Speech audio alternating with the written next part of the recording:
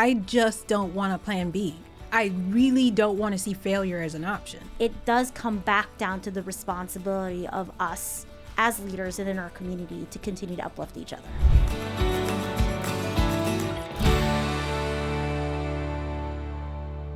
Hi, everyone. Welcome to a special edition episode sponsored by Duque CD. We're talking about transitions. The last transition episode that I filmed with Lilith and Tish really resonated with all of you. And so just listening to your feedback, here we are with another transition episode. And I wanted to bring in one of my really, really good friends, Christine Anderson. Christy. Hello. Thank you for having me. Of course. Welcome to the show. So we're talking about transitions. I think there's just so much going on right now in the world where people are really getting disrupted. There's been a lot of layoffs, just a geopolitical situation. We're finding a lot of people in transition, and you yourself had recently transitioned. Yes. And so I'm still transitioning from the last episode that I talked about. I talked about starting my own business. It's been about a 6-7 month journey since I made that announcement. So definitely a lot of things have happened, but let's talk about you. Let's talk about kind of what your life transition and kind of what led you to this moment. Yeah. So, there's been a lot of, I would say this journey has taken me time to get to really accept where I am right now. And just so people know who I am, my name is Christine Anderson, and I have had a long career in global operations. And I also am a fashion designer, which some people don't know. And so I've had kind of this creative spark, but I've also had to balance corporate America. And so for the last 14 years, I have put my heart and soul into building a career that's really based on global travel and really elevating executive leadership in operations, and while balancing raising a family and also trying to maintain like this passion of mine, because I'm super creative. When I was 12, I prayed to God and I thought I was going to be a fashion designer. But I thought I was going to be living in New York. I ended up in LA, of all places. Well, I was in New York and now I'm in LA. So there you go. I always wanted to have this loft dream, and I was thinking about Fashion Week. And so I've spent my career really dreaming.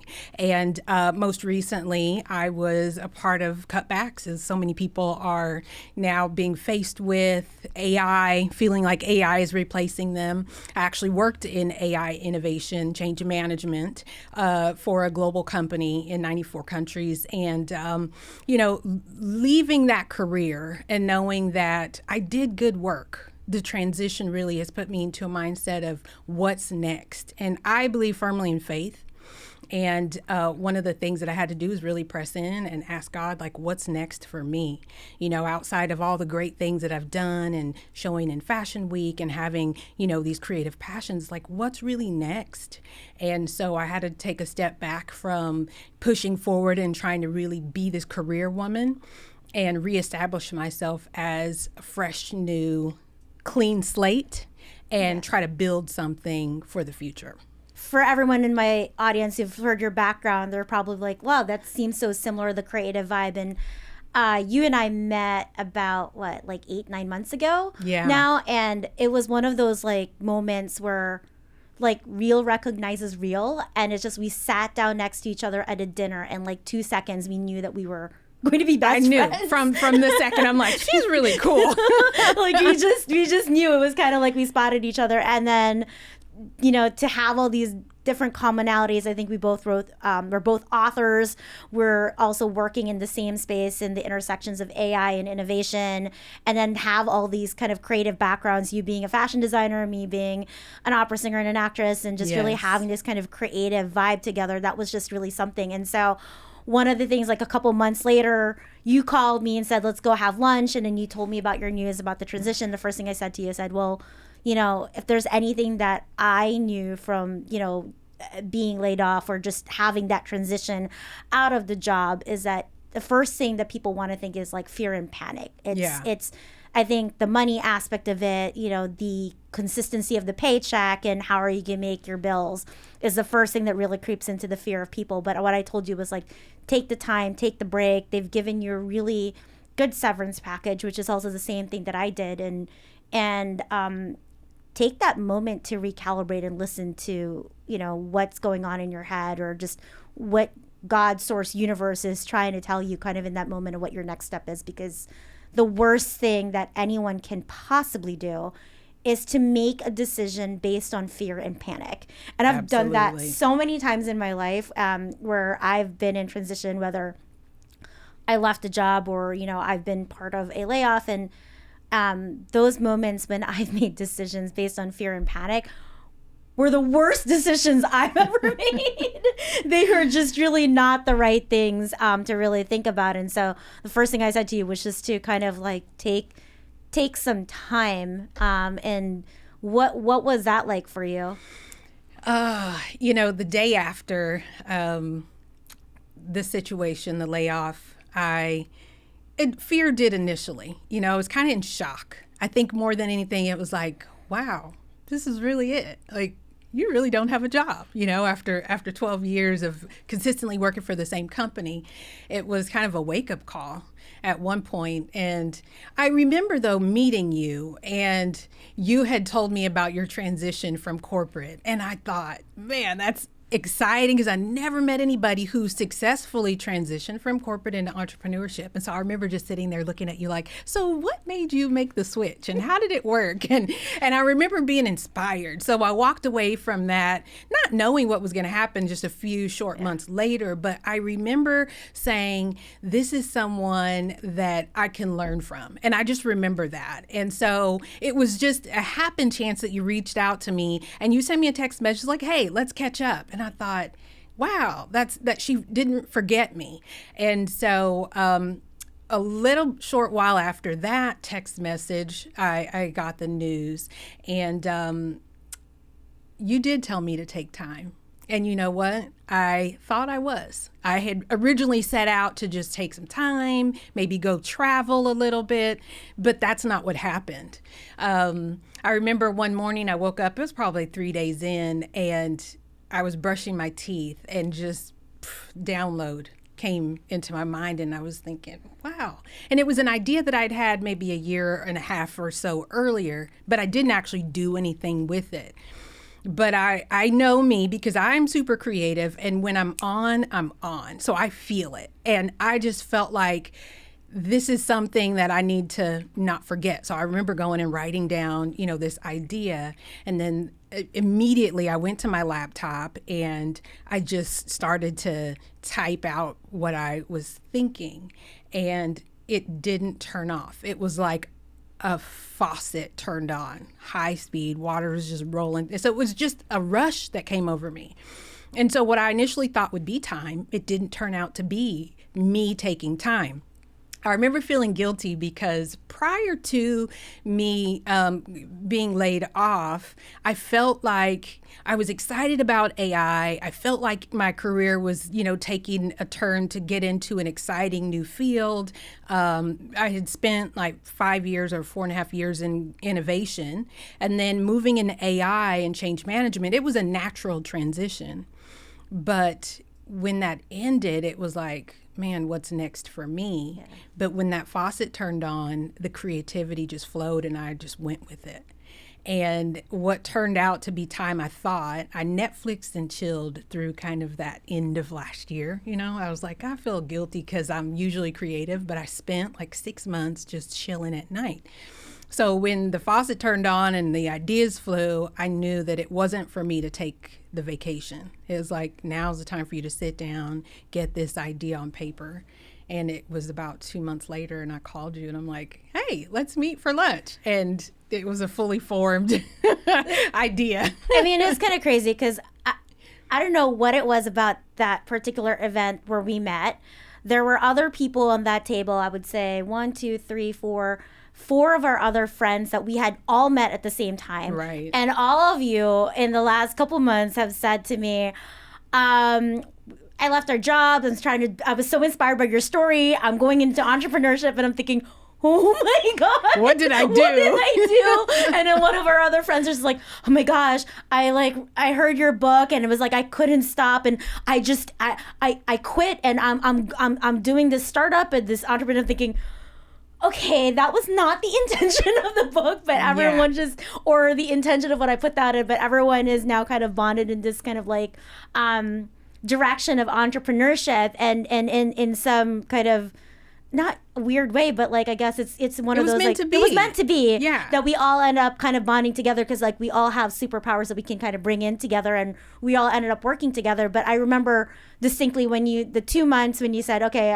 I told you to take a break, and you're like, I'm coming over. I said, okay, you're coming over, and you're like, I didn't take a break, but I need to show you what this is. And then I sat down and I said, well, I understand that creative process. Once that faucet comes in, you can't stop it. Can't turn it off. When you're called to it, you're called to it. And that was also the same thing with my book. You're like, what? You wrote this thing in 2 weeks? I'm like, yeah, once it was going, it was going. But then the stuff that you were putting together, the business plan, the thought, the ideas around, where you wanted to take your business. I remember sitting there thinking, and I told you this, I said, I've worked with some of the best change management organizational transformation consultants, and I've never seen anything so well thought out and baked out, and in just this is fire, this is super exciting. And it was just kind of, we just kind of went from there. Yeah, I remember that. But and I know we'll get into that, just kind of talking a little bit more of the business side later, but a lot of people, a lot of our friends have been going through, our peers and other people we know are going through a lot of transitions similar to us. Not everyone is raising the hand and saying that entrepreneurship is the right word for them. And honestly, entrepreneurship is not for everyone. It's somewhat scary, but there is, if you're called to it and you know what you're doing, and there's so many different factors around being an entrepreneur. But for the people who are out there, who are going through this transition, who have been laid off, and let's talk about AI, because you and I are both in the AI innovation space. I'm in the forefront of everything AI in terms of regulation and ethics and compliance, and talking about upskilling and reskilling all over the world. There is genuine fear, especially with women, around what this means, like what this time frame means. What does AI mean in terms of taking all the different fears on top of the geopolitical aspect of this? I mean, what would you say to them? I would say to them, we've been at pivotal points in the world many times. I remember Y2K, and we all thought, this is the end. And we waited till midnight and nothing happened. But the world did shift. We've been through ups and downs. We've been through so many shifts and changes in DE&I going away, and so many things that were, and I always look at when something ends and there's this closing of a chapter, a new door opens. And so I would say to them, look for the door. It isn't necessarily closing on you, it's closing for you. Now, I didn't always have this mindset. This is my third round of layoffs in my life. Well, the first 2 times, I was a single parent raising small kids by myself. I had recently been widowed, and, those transitions took me down a dark tunnel, but making it through those harder years, having to reinvent myself, find my self-esteem again, really believe that I was worthy. It was hard to find a job back then, 12, 13 years ago, but even now it's harder. But, when I think about how my career shifted into AI, it opened up a world of opportunity. And it was by chance that happened for me. So I didn't look at AI as this negative thing. When I found out about AI, I'm like, I want to go to that team. And I kind of said it, and I networked my way, and the opportunity found me. So I didn't have to push the door down. I think that, when you shared your story about how you happened into this industry, it just reminded me that you can reinvent yourself no matter what age, and so having gone through those transitions, learned what not to do, right? The first 2 times, not going into depression, not laying around in the bed eating, bonbons and feeling sorry for myself. This time I felt like I have a chance to be empowered. I didn't learn AI to not use it, and why not use it to my ability? And that's kind of what sparked the idea for change. And so I want to be that person that can say, I can start again, even if every single post and market analysis says it's hard, it's not going to be easy, women are losing jobs, the protections that were there once for women or for, these protected groups aren't there, then it's time for us to find our own path. And that means that I might have to do some hard work in order to get there, but I believe that you can open the new door if you actually look for it. And so that's the opportunity that I feel like is now. Yeah, I've been doing a lot of speaking engagements, and I've been, meeting a lot of women who are really terrified of AI. And my thing to them is, you cannot let this aspect of AI terrify you. Right. For it's not going anywhere, but it actually is a great opportunity, and it actually is a tool that's going to empower women, and is actually going to be the great equalizer.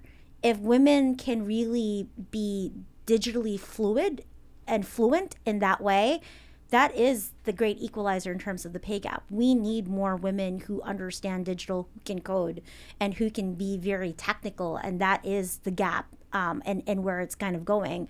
But I think the other opportunity that a lot of women don't think about AI is like, you have to learn a new skill. Yes. This is about upskilling yourself and investing in yourself to learn a new skill, because it's important. It's just, this is all about, I want to say that it's not about the fear that your job is going to go away. Yes, your job is going to go away.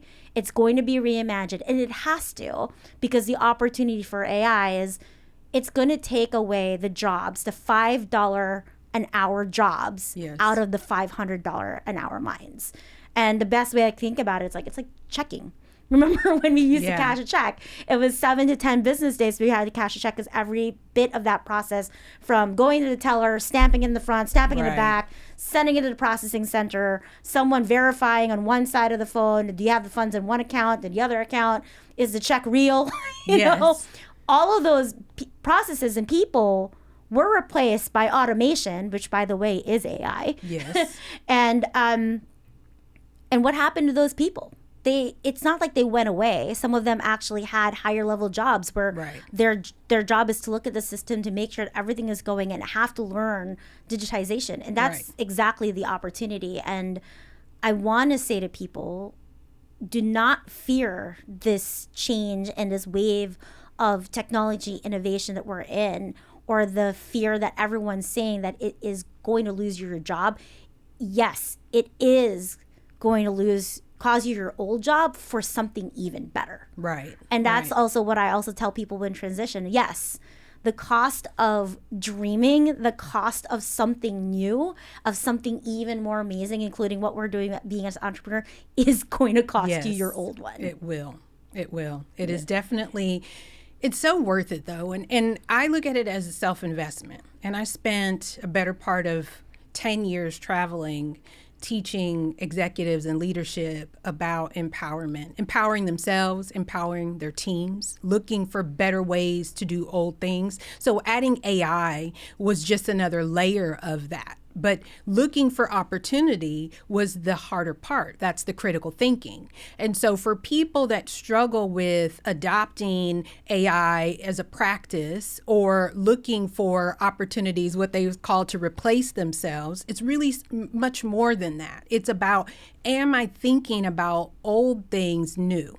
And that's a part of like renewing your mind. It's hard to think new thoughts if all you've ever done is do the same job, create the same, route that you drive every day. You have to pick up the kids. You eat the same dinner every, 3 weeks or so. It's the routine.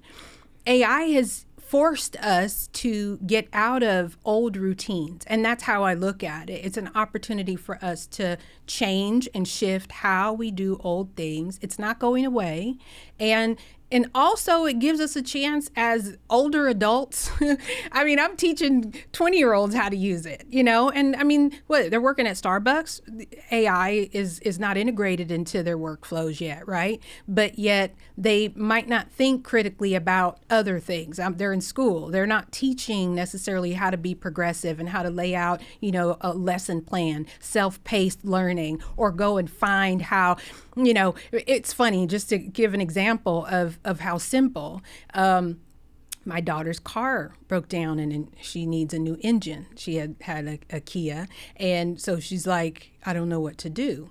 And I was like, all right, so go to the shop, like you normally do, take it in. But within 5 minutes, I had asked ChatGPT to give me, a list of where you could get a motor, new and used, in this particular city, lay it out in a table, give me the cost analysis, who could put it in, and give me like this whole plan. Within 5 minutes, I texted her this plan. She's like, wow, that was fast. You figured it out already? I'd already made the phone call. I'd already called the company that could do it. And they're like, and come in today. We could get you done.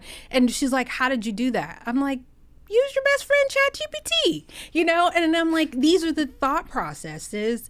How simple. You don't really think about it. Before, it would take you time to go through Google, but now we've shifted. So just that one little thought about how quickly I was able to lay out this entire plan with comparison analysis and cost, that would have taken me, a few days to do, maybe like phone calls. So it's how we look at the tool rather than the tool replacing us. It's giving us a superpower. And I just call it a superpower. No, I really like that. I mean, from a business perspective, from a productivity perspective, for things within our daily life, like there's so much about AI that just really makes sense. I mean, I'm a transplant from New York City, so driving a car is somewhat new. I really love driving cars, but the car driving is not the issue. It's the remember to close the garage door situation. Yeah. I am so guilty of that. I think my first couple times I'm like, your garage door is open, and AI has saved me so many times because I'm pretty sure I never shut the garage door. And I just gotta have safety first.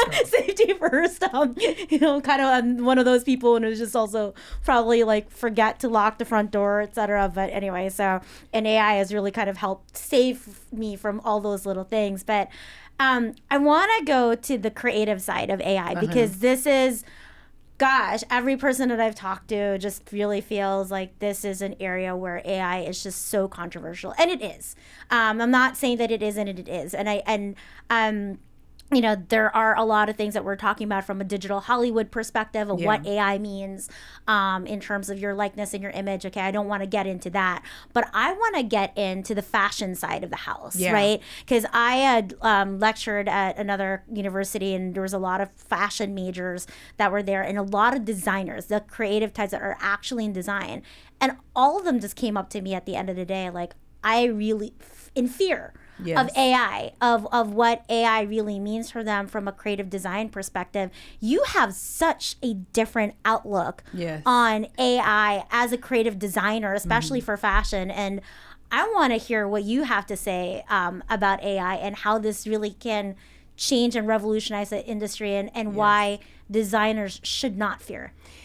Well, let me first tell you how I came to AI, because a couple years ago, I had a mentor, and I was looking for this mentor. I'd written a children's book, and I was looking for someone to help me with a business plan and help me to get some funding. And she was some interesting thing I had found on Eventbrite, an event where they were teaching you how to make purses. So I was like, I took a Saturday class on a weekend and went and learned how to make purses. And there was the lady there that was hosting, and she had just gotten back from an AI conference in Vegas.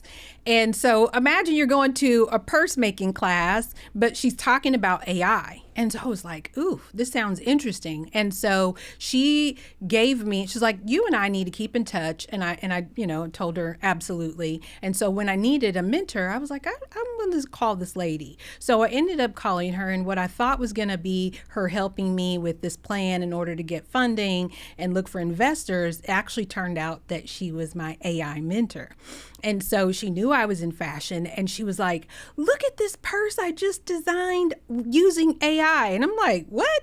And so she had given me this description, and she showed me the picture, and I'm like, OMG. Wow. Like, this purse she had described in detail, and it gave her exactly what she wanted, even better.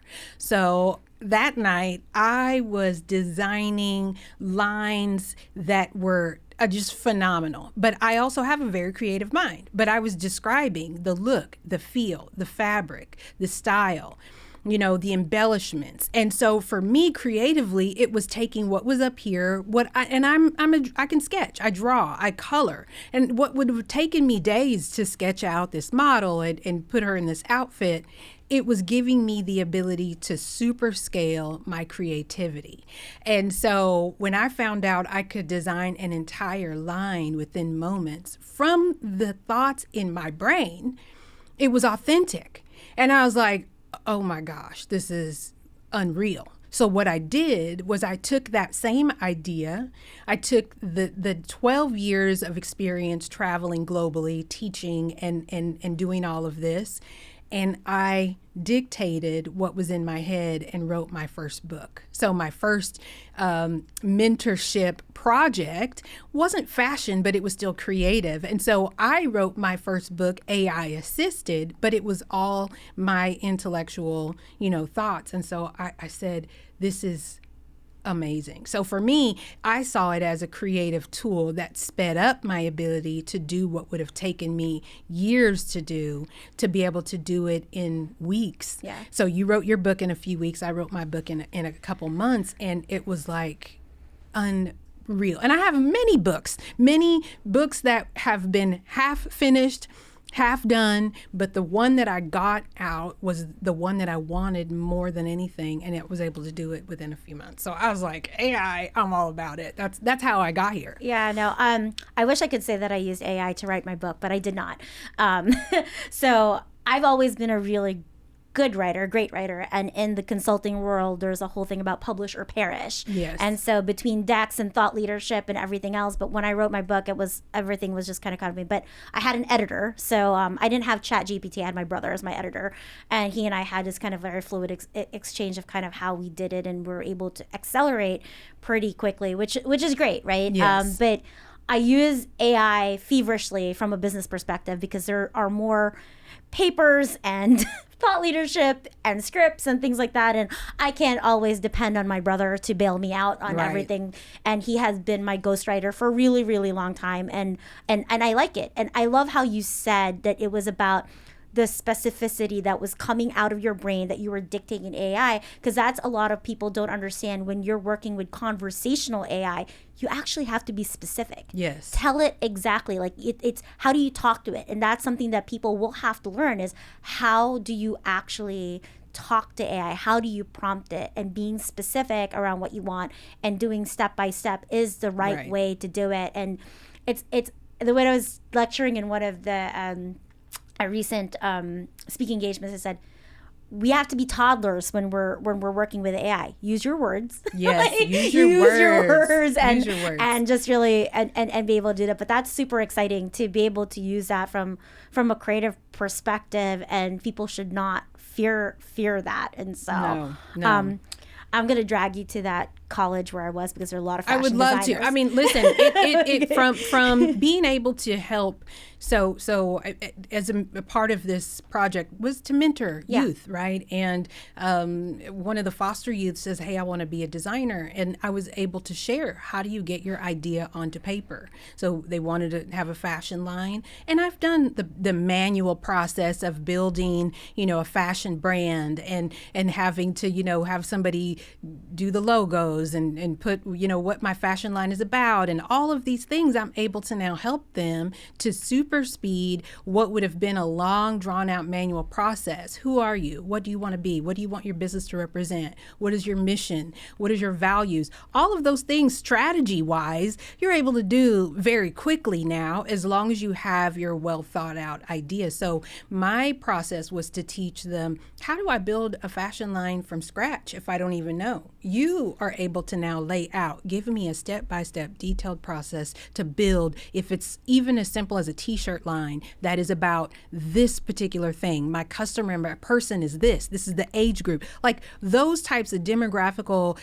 detailed information that you would have to take time to research can now be boiled down to a few hours, and now you're able to scale quickly because now you have the tools to be able to build it for you and lay it out in a PowerPoint and give you, like all these things. It's like, it's brilliant. No, I love this stuff because what people don't understand, if you're creative, there are ideas, but there is always a business side of any sort of creative, because you, at the end of the day, you want to monetize in that. You can have all the creative ideas that you want to, but like there is a place to actually monetize that in the fashion industry, in the music industry. And in the music industry, I actually helped one of popular musicians, very famous musician, actually develop an AI tool during the pandemic.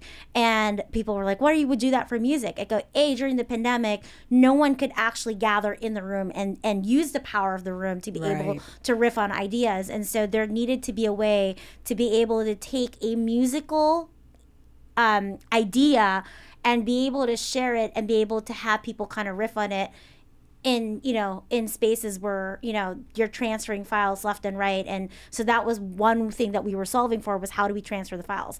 But as anyone knows, and you as a creative also knows, when you're in that creative process, when you're an idea, it's not a finished idea that you have from beginning to end. You'll have multiple ideas, and sometimes that idea can finish from this train of thought at that one session, or even being a musician. Right. You may have an idea that you had sparked out on here but didn't work for this particular thought, but you would revisit it. And that was also the power of AI, was to be able to also capture some of the other thoughts that may not have, made it through that train of thought, but to actually revisit that. And I think that was just really super spectacular. But to your point, great from a design perspective, for creative ideation aspect, this does supercharge things. This does help you.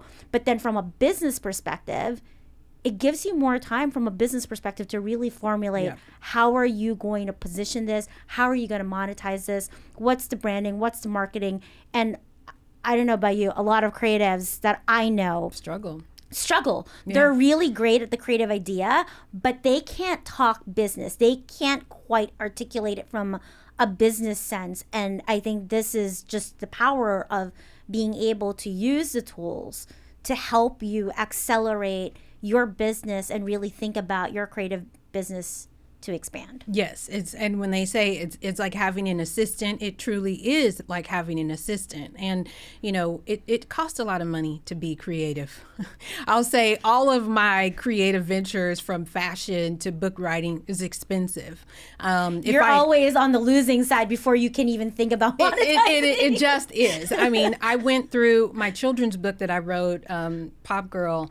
I didn't have AI for that. I mean, that was like working with an illustrator, and that back and forth was a 6-month, more process of editing and, creative. But now people are able to do the same thing using AI and do it, in a short period of time. I wish I had AI when I was doing that process. I'm excited because I know how to do both.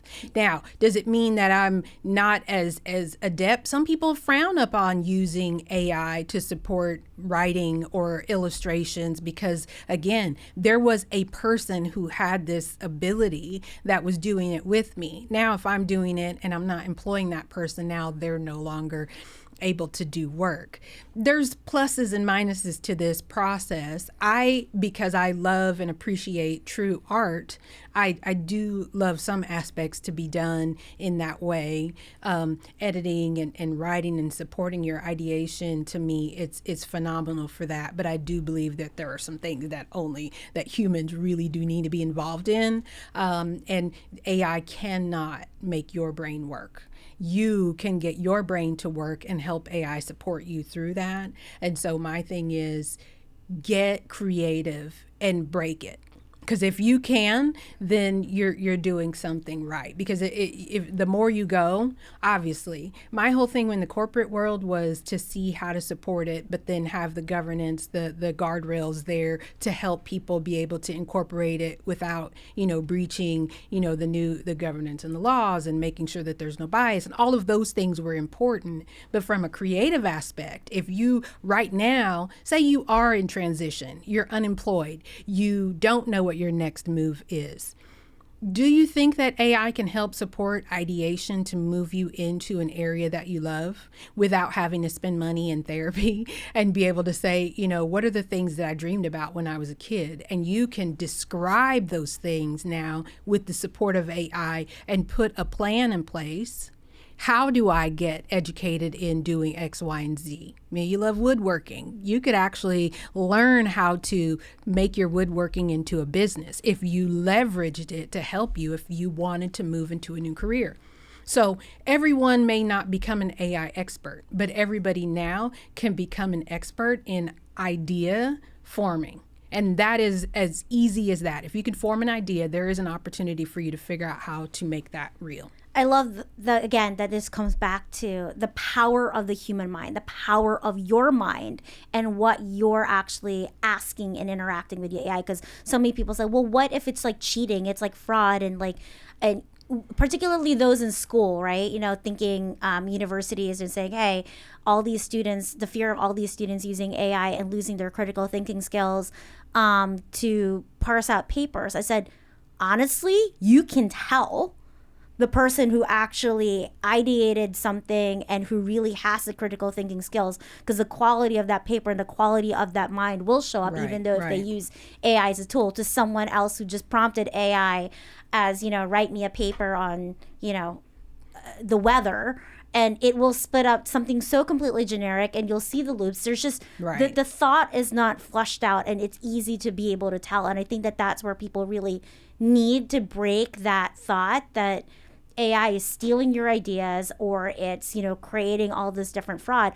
AI is only as good as the data that you put it in. It's like the same concept: good data in, good data out, bad data in, bad data out. And again, this is not about replacing you. This is about augmenting your skills as a human being, and truly being that, co-pilot, right? But if at the same vein, so you have this paper you're writing, and it is about weather. Now, what about weather? Is it about weather patterns, the shift in patterns from 2000 to 2025, the impact of it economically on certain groups and ages, and the recovery timeframes? Like, if you're giving it those specifics, now I'm going beyond just write me a paper to help me discover the patterns that are going to happen in the next 5 years based on data that's available in X, Y, and Z, websites. Then you're now taking what would be a generic thought and you're becoming more specific. Correct. And it's again, goes back to the data you put in it, right? If you have a certain hypothesis of what you're going to put in,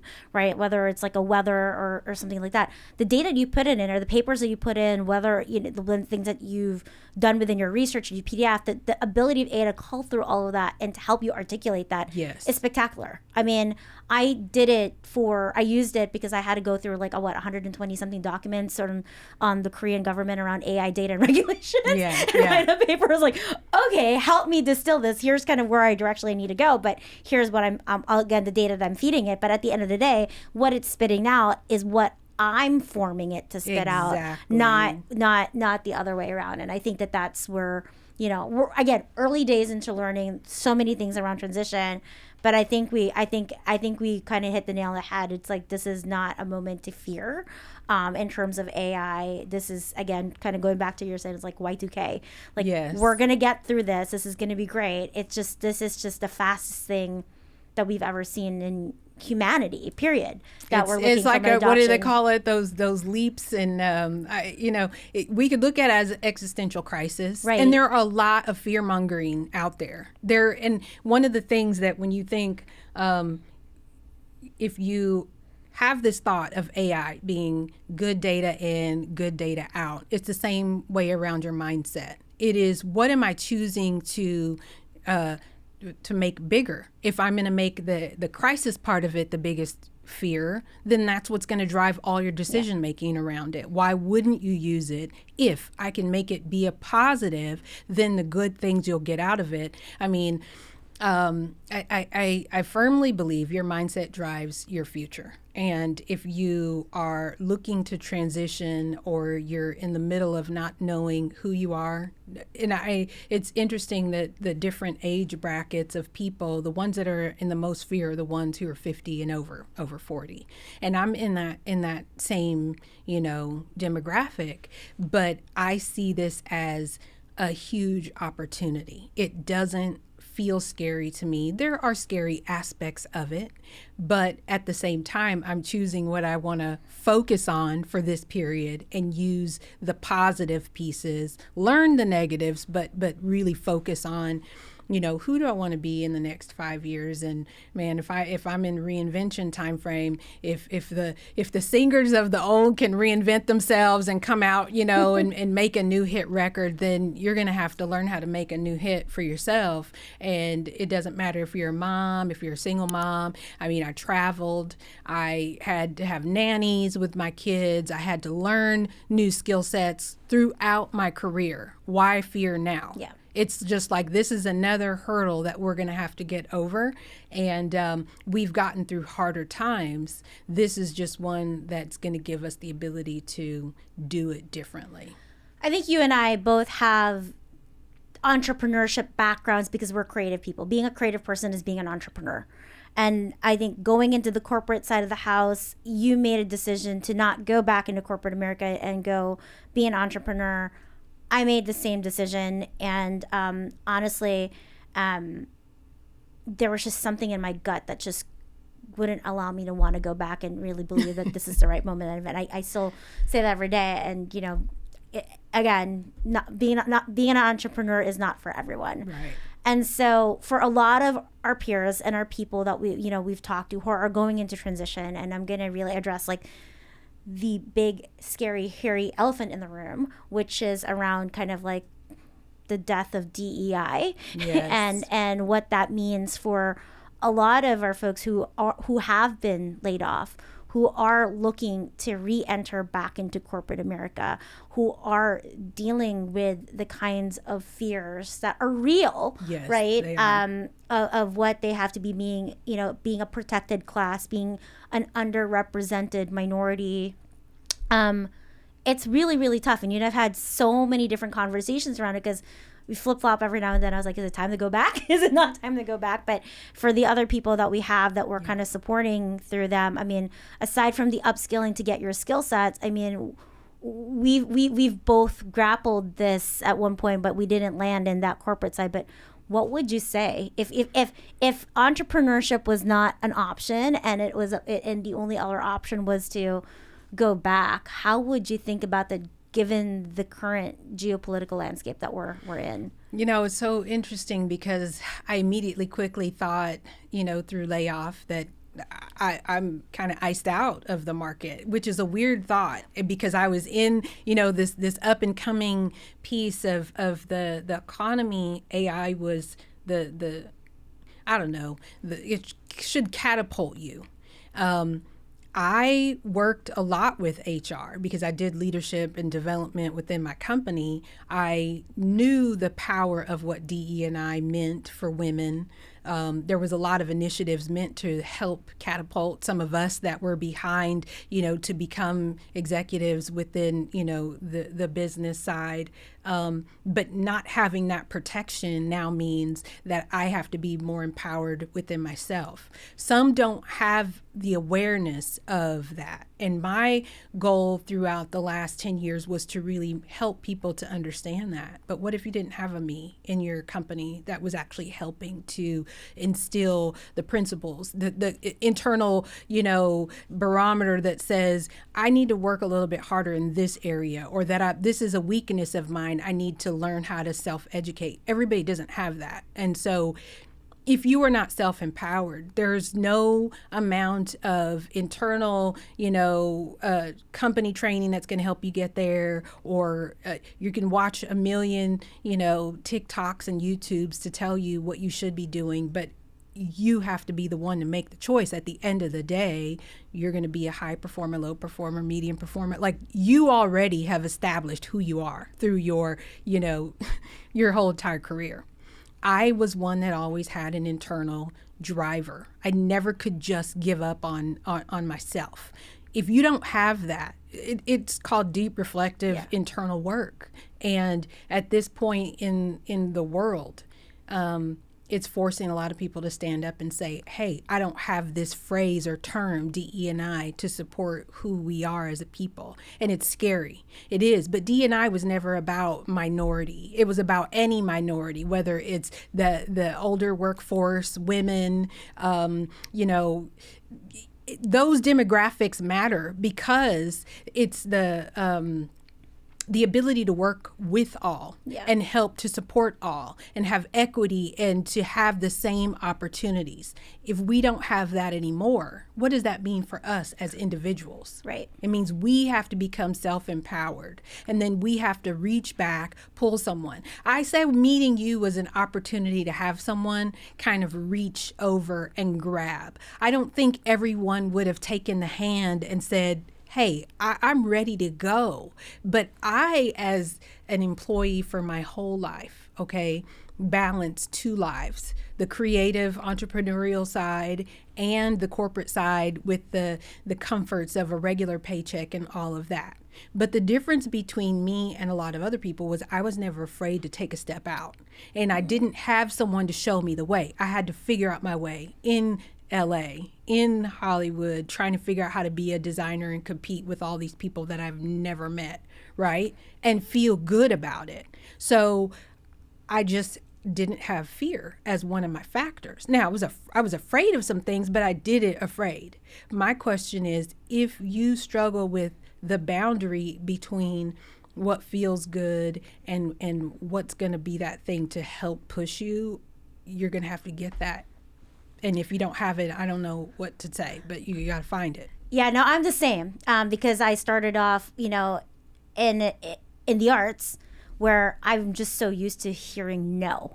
Yeah. You have to have a lot of thick skin to hear no all the time and still make it, honestly. Right. And I made it. And was there always fear? Sure there was, but there was always something about the things that I've decided, whether it was artistic pursuit or corporate pursuit, where my gut was always right, and I just always followed the instinct of my gut. Sounds very Olivia Pope and Scandal, but that's just but that was just always me, and I was like, my gut is never wrong, and I would just instinctively just go there. And I think as I've matured, I've always just really learned to go instinctively with my instincts, right? Just to trust my instincts of where I'm going. And the funny part was, a couple months ago, I was talking to my father, and I was like, how's the business going? It's going, we're still, trying to, get the revenue in, all that kind of stuff. My father goes to me, he's like, well, I mean, your fallback is, just throw a concert. I said, time out. You said to me as a kid that I cannot put all my eggs in the one basket of being an artist, and now I cannot now be that's my your fallback. That's my fallback. Like, put on a show. I'm like, thanks, Dad. He goes, yeah, I do one night only at like the CCP or like in the Philippines, or go back to Carnegie Hall, and that's my fallback. And I'm looking at him, I'm like, you're crazy. Right? My thing is, I don't want to have a plan B. No. So now at this point, it would be, I would be in the race trying to compete with all the other people in the pool. I just don't want a plan B. I really don't want to see failure as an option. No. And that's the other wonderful part about being a creative, is failure is normal, because not every creative venture was successful. Yeah. But what is success? Is success the actual, you always want to equate, in the way this world is, money makes you a success. But my mindset as a creative is getting an idea to fruition. If I can take a thought and make it an actual end product, I'm holding it. That's successful, because we do it over and over again. The money follows that eventually. But as a creative, not all of your creativity has dollars behind it. Yeah. It is to get that completion. It made it into the world. That's who we are as people. Intrinsically, we are creative. Creative doesn't have a dollar amount attached to it. So if we can take our fear of how do we become and make it how do I allow myself to be, then the rest of it becomes less about the money aspect and more about, am I just using the gift of creativity? And most people will not even do that much. Yeah. So, and that's not a knock against. It is, I haven't yet discovered that part of me. So helping to discover that creative side can lead you to a path, right? So what is the path? First, it starts with thought. Then those thoughts need to get on paper. Then that needs to lead you down a self-discovery. So my thought to people in transition is go down the path of discovery. That will lead you to your next. If you are not leaving corporate, it is about finding opportunity that looks different than what you're used to, because the world is different now. So you might be on a career path that you've had. You might have to take a shift. And a couple years ago, everything was about pivot, right? Because we had to pivot from in-office to remote work to, Zoom calls were normal. That's the time now is a pivot time. So how are you pivoting, and what are you actually using to that pivot advantage to help you get to where you want to be?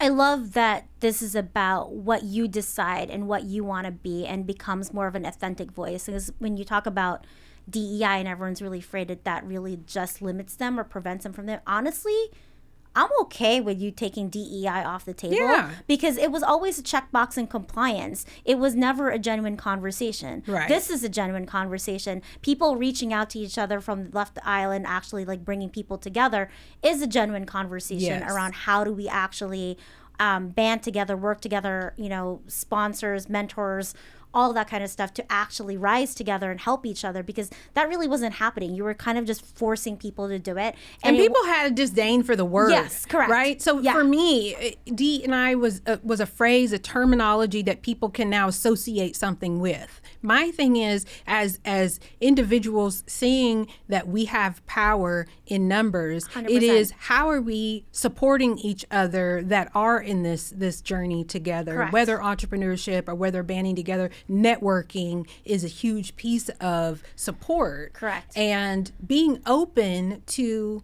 help each other is the big part. Humanity. It's like, get back the humanity, get from behind the computer screen, talk to people, and that networking is going to get you further. It'll get you back in the pool. You have to get in the water first, though. You can't just be sitting at home fearful, wondering when is it going to be my turn. You've got to go out into the world and make it be your turn. Yeah.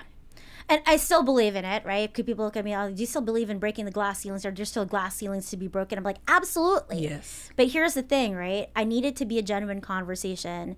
And does that change anything about what I believe in, or, or the discrimination that I've been through? It doesn't. But what that means for me is that I'm not gonna stop pounding the pavement, the table for that. And, people can say whatever they want to say, invalidate what that really means around diversity, equity, and inclusion. But it really comes back down to what you can do to affect your community. And that's, to me, is that nothing is ever going to change me from uplifting my community and the people around me. Right. And that becomes even more so important. And if, take the DEI out of like the equation of corporate America, it does come back down to the responsibility of us as leaders and in our community to continue to uplift each other. Yes. And listen, there's tons of organizations that don't have diversity at the top. And my thing is, if we actually don't do something about that, say today, by us starting these women empowered minority organizations can be those that can uplift and empower other minorities. So we have to build something that will actually start to engage each other in a broader way. Maybe, getting to a certain level in the regular corporate sector is not the path. It might not be for you and I. And even if it is for others, will you stand up for yourself? Will you speak up for yourself? Will you, say the hard things? Or will you sit and allow, that to beat you down like some of us, we've done. We've all had to live through it. Being discriminated, being underestimated, being overlooked, being underpaid, all of those things are things that you choose to accept. Yeah. Now, there are times in which you have to because your responsibility is there. But I always used to tell people, what if something never changes? Yeah. What if your boss doesn't give you that? What are you going to do differently? And you can have all the education in the world. If you sit and you never move in the direction of where that education should be able to take you, your mindset is the shift. And so I would challenge individuals, people who are struggling, empower yourself through your mind. And that means feed yourself the things that are going to help you to align with where you want to go. Yeah. And honestly, the notion of being able to manifest and live in the reality of my dreams and the cost of that being my old life, I'm okay with that. Because, Right. I talked about this. It's like my old life was not sustainable. Right. I did there was a lot of success around what I did, but there was also a cost around what that meant. And to me, there was also a lot of health. But then as I go in and I'm going into a new level of dreaming and manifesting, I can't run the same race that I used to before. It's just Right. not sustainable. And you know what? There's another way to run a path that is healthier, happier, and more aligned. And I'm not going, if that is the cost of my old life, the cost of it for this new life that is so much better. Yeah, absolutely. And I'm not going to say that it's easy because there's moments of there are doubt and Right. creep, and you start to question yourself. But that's also the beauty of the journey when you find people like yourself and you kind of bond together and know Yes. that we are manifesting something even bigger and greater and get to work into that alignment in that same frequency. I promise you, everyone who's listening to this, Yes. it's the process and that journey is so worthwhile. I think so because the idea of no longer having the protection, it is scary. And I'm just being quite frank. There are nights when you wake up at 3 a.m. But I had plenty of those nights in corporate, worrying about the next meeting or the presentation that you'd have to give, or worrying about, that coworker that, would make your life hell. Like I've had all of those same moments, but now it's a little bit different because that fear or that alignment that I know is there. So there's too many non-coincidences that have happened in meeting someone that was going into a similar field, someone that had a hopeful mindset, that loved people, that wanted to see people around them, be better. That to me mattered. And so that's when I say, am I in line with where I know I'm supposed to be? Is because these things have just happened. It didn't have to be me pushing doors down. People just showed up in a random opportunity. And so can it be random? I mean, if it's just so aligned, you have to say, I always wake up every single day and say, I'm going to be in the right place at the right time, meeting the right people that have the same heart and same mind. And it is happening. And so that's why when I do wake up, I'm so grateful. Not because being laid off, no. I find joy in it. And my question is, are you joyful no matter what? And if you wake up and you can say, I'm grateful even for this hard period, and I trust that the right thing is going to show up, even if I'm down to my last, and that's a big piece of being an entrepreneur and not having the guarantee. It's I've got to trust that everything that I have is going to show up and my needs are already met. It's a mindset. And so the financial aspect will catch up to you, but it will only catch up as far as your mind will go. So that to me is still, I'm going to keep saying that over and over and over again because I have to be convinced of myself. Success is mine and our future is bright. If I can say those two things and believe it with joy and that I'm going to be able to work and do it and have happy times doing it, and it's going to be fulfilling, and people's lives will be different because of it. That's the kind of leader that I was, and that's the kind of, business owner and entrepreneur that I want to be, so I can continue that legacy of building people that way. No, it totally makes sense. And that's kind of been my mantra of what I'm saying, is that everything is I am exactly where I need to be. Everything is happening in my favor. And, miracles happen every day. Every single day. Every single day, every single moment. Yes. So we've got like 1 minute left to wrap up here with our viewers. Is there one thing that you want to leave our viewers with, as they think about transition, or just really just one mantra for them to really help people through this transition? I would say through this transition, now is your time. You have everything that you need. It is time for you to look deep within and really challenge the negativity that tells you that it's not your time. I don't care how long you've been unemployed. You've got everything you need right in your fingertips, and you've got this. I always end most of my posts with "you've got this," and you told me the other day, "We've got this. We've got this. We've got this." It's not you're not alone. We've got this. So thank you so much for jumping on this special edition podcast. And I think this is a very important conversation, and people are wanting more. So thank you for sharing your time and your story. For those of you watching at home and joining us in this podcast, thank you for tuning in again to Duquesa CD. Please follow me at Duquesa CD and at Christine Duque. There's some really exciting new content that's coming up, so stay tuned.